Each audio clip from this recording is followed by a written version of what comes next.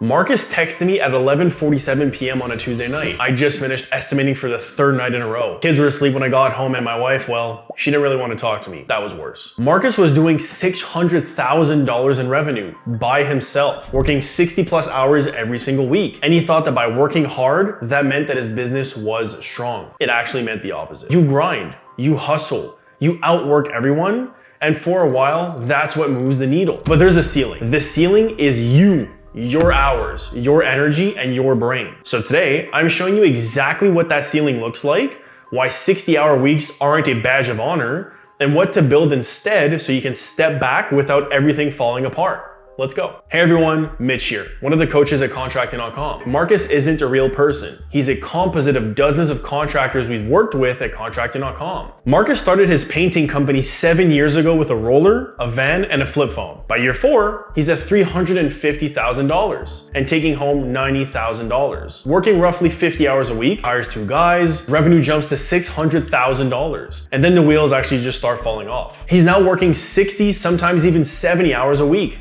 Estimating at night, running jobs during the day, handling customer calls in between. He now has more revenue, but less take home. And the worst part of it all, he's exhausted. He missed more dinners than he can count. He snaps at his kids on the weekends. His doctor told him that his blood pressure is too high. And here's the thought that he can't shake. If I stopped showing up tomorrow, everything would just fall apart.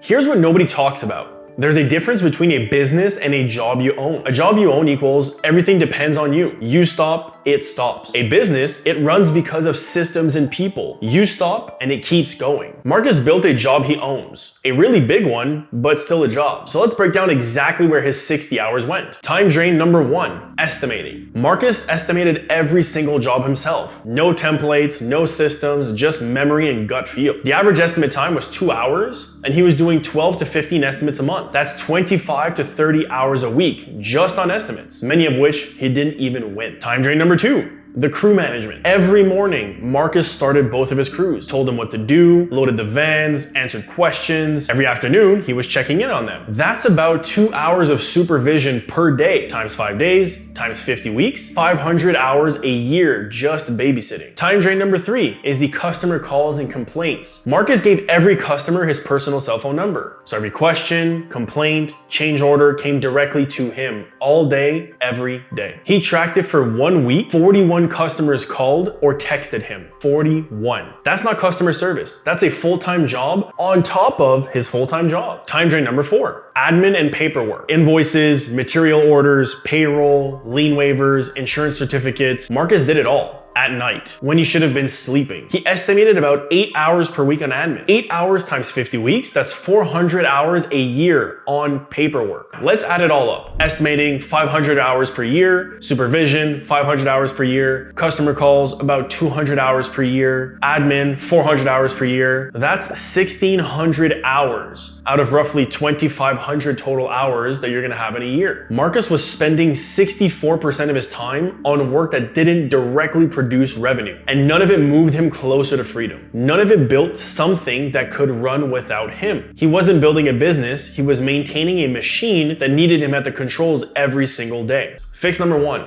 Systemize before you delegate. Marcus's biggest mistake was hiring people without systems. When you hire without systems, you're just moving the chaos from your hands to somebody else's. And then you spend all your time managing the chaos. Before you give a task to someone else, document it first. Film yourself doing it, write down the steps, and make it so simple that someone with half your experience can do it on your standard. Document first, then delegate, then inspect. Marcus was trying to delegate without ever documenting. That's why everything kept coming back to him. The second fix is building a communication layer. Marcus gave customers his personal cell phone number, and that has to stop.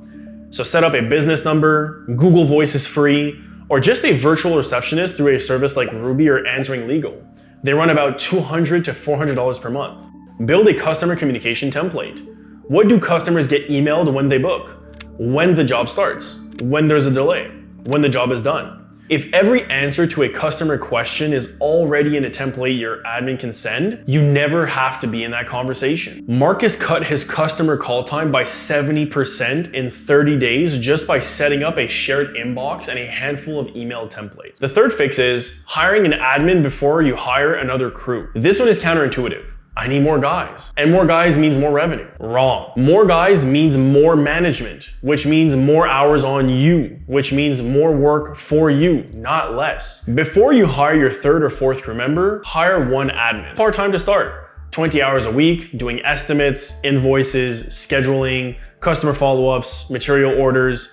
Basically hand it all off to that person. An admin person at $20 an hour, 20 hours a week, costs about $40,000 a year fully loaded. That buys back 400 plus hours of your time. Marcus followed this sequence over about 12 months. Month 1 to 3, he documented everything. Estimating processes, the job startup checklists, customer communication template, all of it.